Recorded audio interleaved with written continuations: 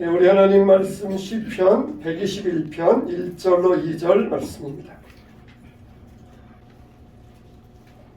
구약성경 397면 시편 121편 1절로 2절 말씀입니다.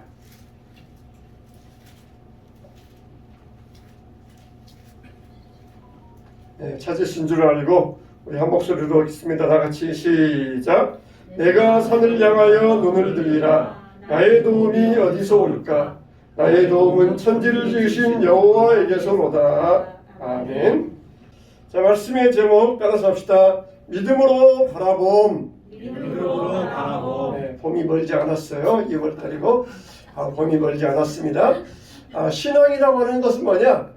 믿을 신, 앙모할 앙, 의지한다. 그러니까 신앙이라고 하는 것은 내가 믿는 것을 바라본다, 의지한다, 앙모한다. 그게 신앙이에요.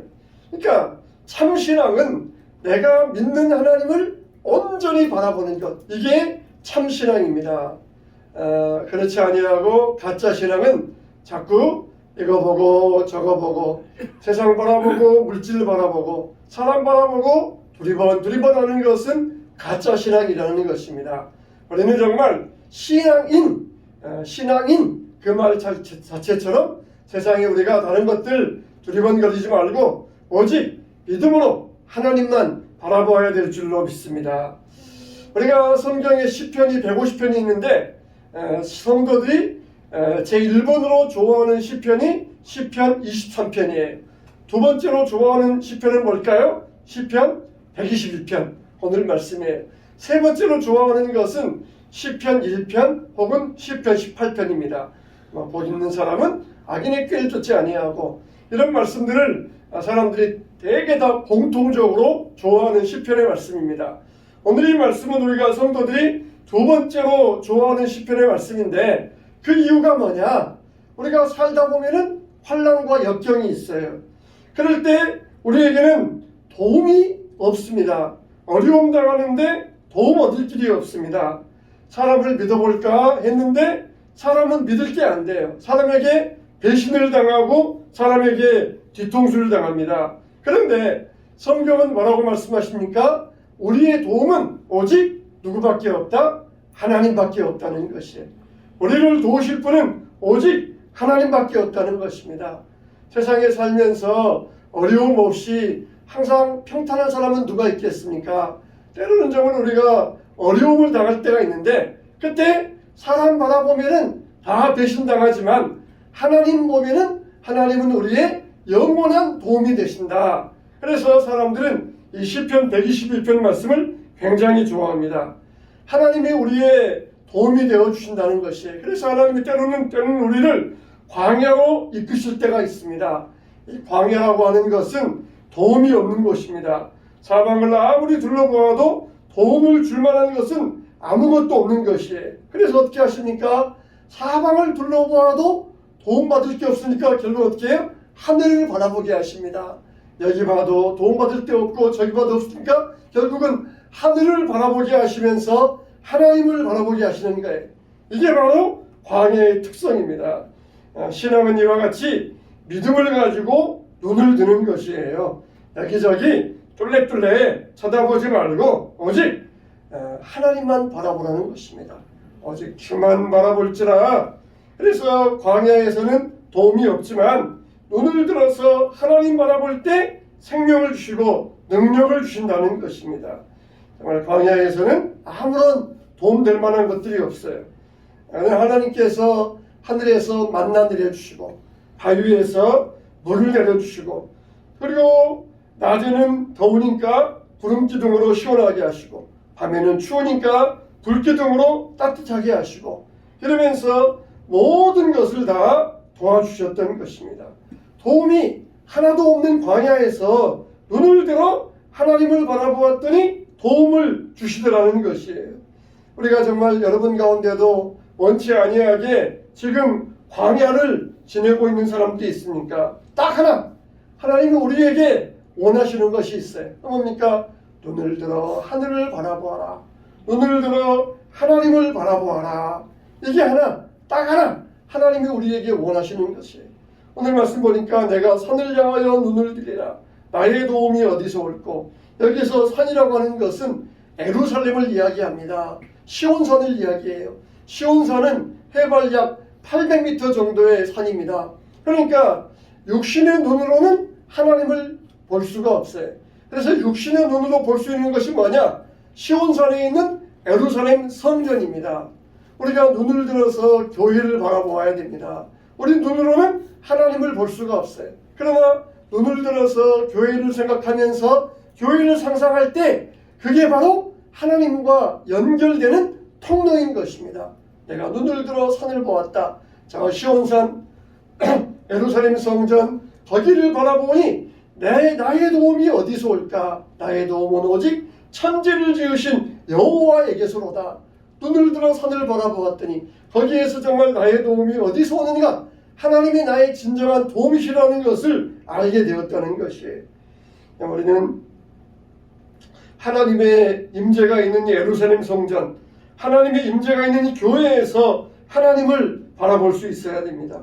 우리에게는 모두 필요한 게 있잖아요. 돈도 필요하고 성공도 필요하고 건강도 필요하고 다 필요한 게 있어요. 그러나 그것들이 일시적으로 채워져 봤자 사람들은 만족할 수가 없어요. 소련에 스파이를 했던 미국인이 있었습니다. 이 사람은 재혼을 했는데 재혼한 여자가 사치와 낭비벽이 심해요. 그래가지고 빚을 지게 되었습니다. 자기 월급 가지고는 도저히 빚을 감당할 수 없어요. 그래서 CIA에서 근무했는데 CIA의 기밀사항을 가지고 소련의 대상을 찾아갑니다. 묻지도 말고 따지지도 말고 이 안에 있는 서류 보시고 5만 달러 주세요. 5만 달러를 요구했어요. 서류를 보니까 그 안에 미국의 중요한 기밀들이 들어있었어요. 5만 달러는 아주 싼 가격이었습니다. 그래서 지체하지 아니하고 5만 달러를 주었어요.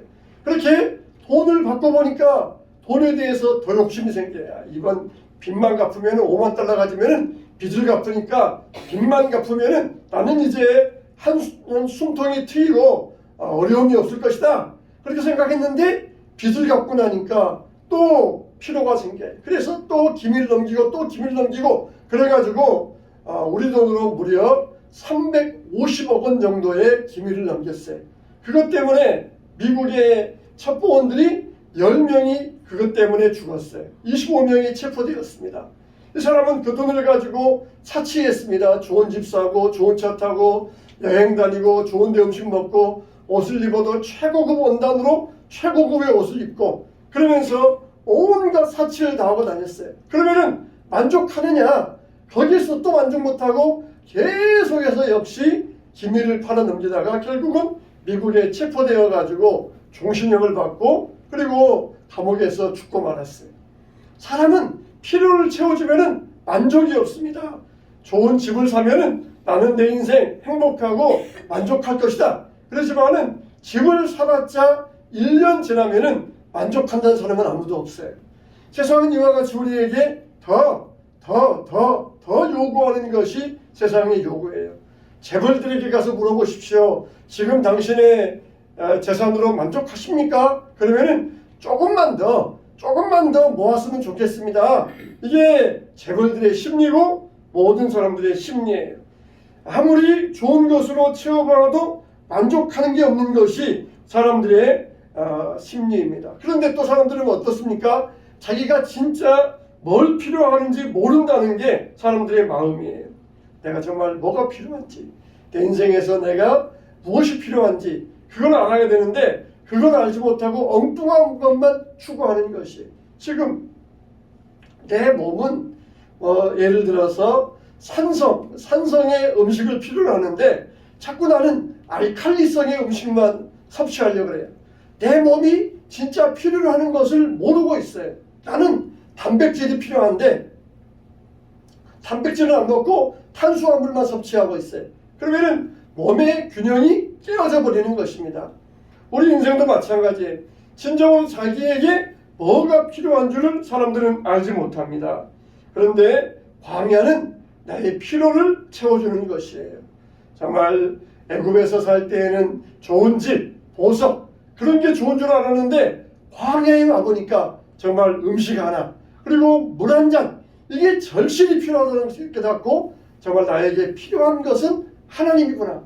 하나님의 내 인생의 삶에 가장 필요한 분이구나. 이걸 깨닫게 하셨던 것이 우리를 광야로 내모시는 목적이 뭡니까? 하나님만 바라보게 하시려고 하나님만 필요하게 하시려고 우리를 광야로 내모시는 것입니다. 우리 교회도 오직 하나님만 바라보아라. 하나님이 너희의 필요의 충분 조건이다.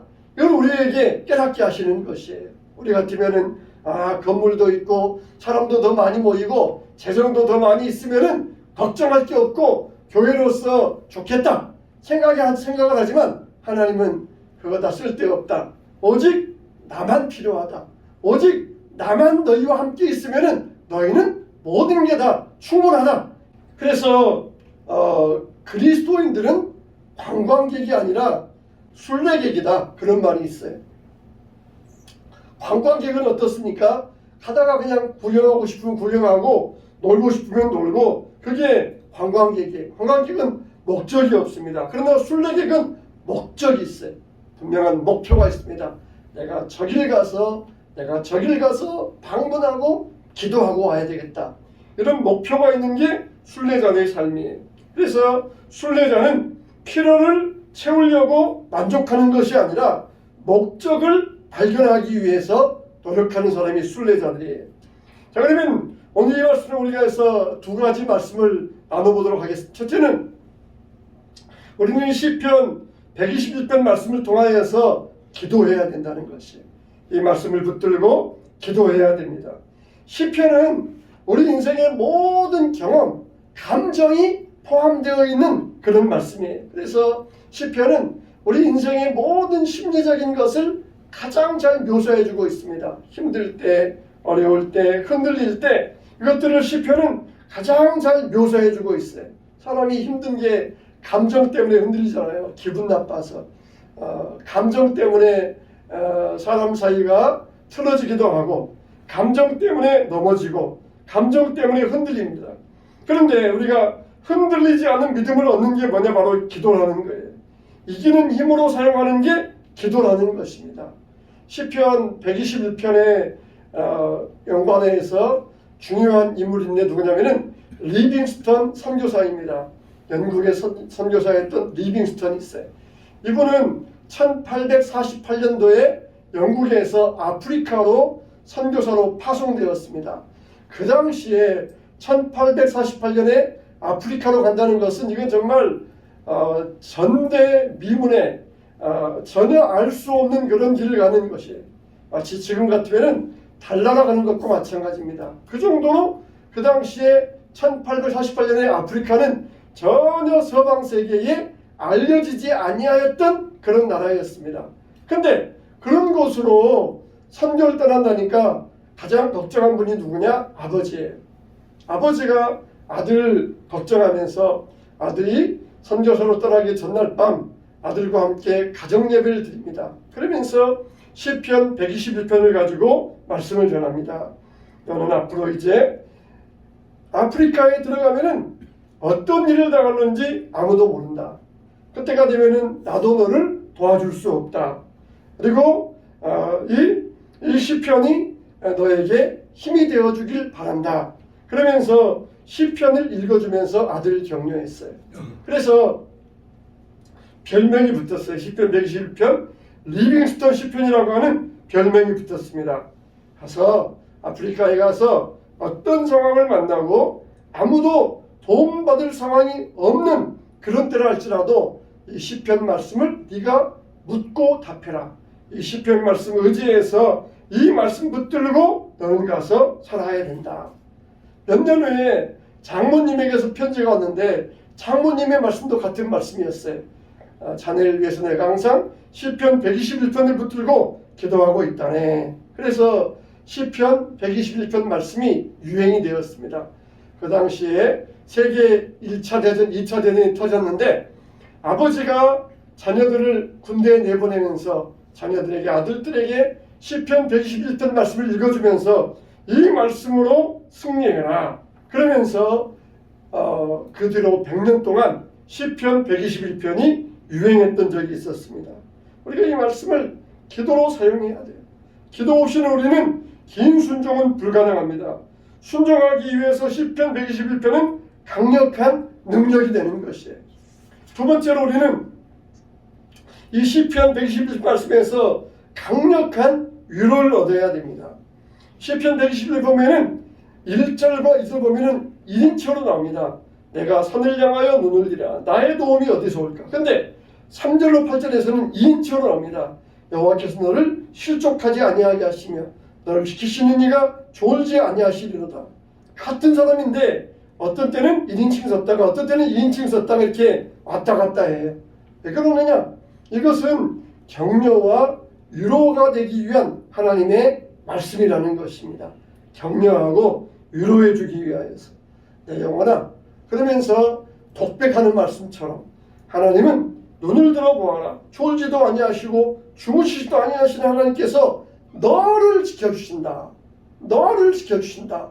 누가 나 혼자 하는 말씀이 아니라 옆에서 누군가 강력하게 나에게 이 말씀을 밀어넣는 것처럼 졸지도 아니하시고 주무시지도 아니하는 하나님이 너를 지켜주신다는 거예요. 강력하게 이 말씀을 밀어넣어주고 있어요. 그래서 여호와께서 너를 실족지 않게 하신다. 흔들리는 사람을 붙들어 주신다는 것이 하나님이 그늘 되어 주신다. 하나님께서 그늘처럼 우리를 밀착해서 가깝게 우리를 지켜주신다는 것이 낮의 해와 밤의 달이 너를 해치 못하고 상치 못하게 하리라. 낮의 해는 뜨겁잖아요. 그래서 구름 기둥으로 상치 못하게 하시고 밤의 달, 달이 우리를 해칠 수 있으니까 달빛은 그렇게 뜨거운 빛이 아니잖아요. 근데 우리가 성경 읽을 때 이게 조금 우리가 혼동되는 경우가 있어요. 왜냐하면 앞에 낮의 해는 직유입니다. 직접적으로 낮의 뜨거운 빛이 너희를 해치 못한다. 이걸 직접적으로 말하고 있어요. 근데 밤의 달은 은유입니다. 밤의 달은 뭡니까? 어둠의 세력들, 사탄의 세력들, 이 낮의 직접적인 어떤 물리적인 것도 너희들을 해치 못하고 밤의 세력들, 은유적인, 영적인 이런 상징적인 세력들 너희들을 해치 못할 것이다. 그러면서 이렇게 물리적인 세력, 영적인 세력 이것을 같이 말씀하고 있어요.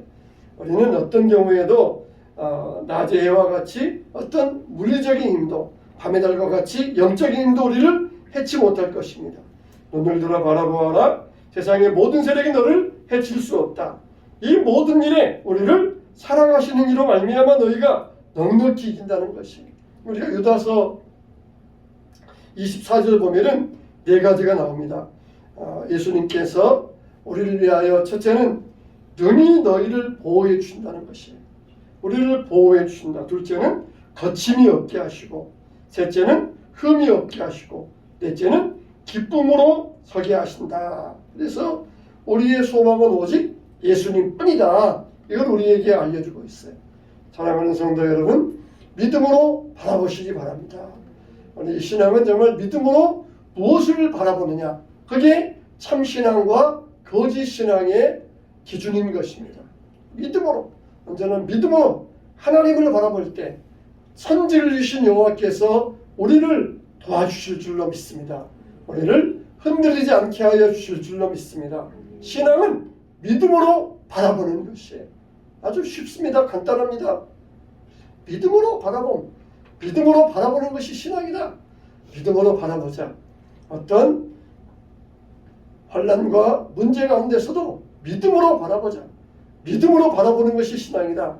두리번거리면서 사람들 쳐다보면서 누가 날 도와주나, 누가 나에게 힘이 되어주나, 그렇게 두리번거리지 말고 하나님만 바라봐.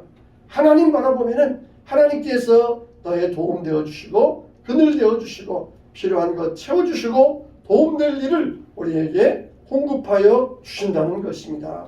이런 믿음을 가지고 믿음으로 바라보면서 오직 우리의 믿음이 참 믿음, 온전한 믿음 되시기를 주님의 이름으로 축원합니다.